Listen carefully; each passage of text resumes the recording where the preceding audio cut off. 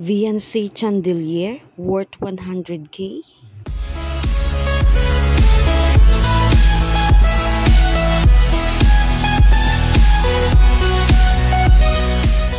Malapit na ngang matapos ang bahay ni Viancy, halos 80% na ito.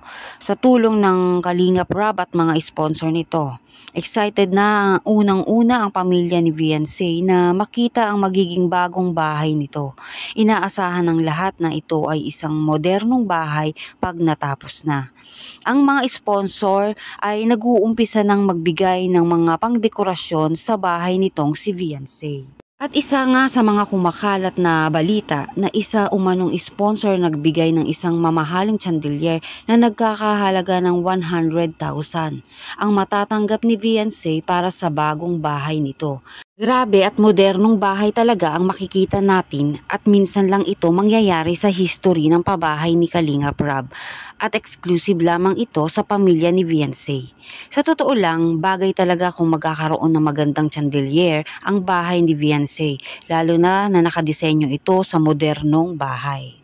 Maging kung saan dito nga ay makikita na dito sa taas ang sala kung ating makikita sa ating larawan, ito nga po di umano ang perfect example kay Kalingap Rab. Marahil maliwanag na sa lahat kung anong posibleng kalalabasan ng gustong malaman ng viewers at tiyak inyong magugustuhan. Bagay na bagay ang chandelier na ibibigay ng isang sponsor sa bagong bahay ni Viancy dahil kung ito nga ay mailalagay sa gitna ng kanilang sala ay masasabing bagay na bagay nga ito binigay ng isang mga nagmamahalang sponsor kay Viancy.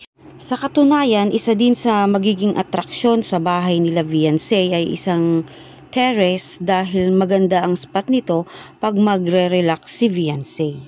Siguradong magugustuhan nga ito ni Viancy at pamilya nito bukod sa matibay at modernong disenyo nito.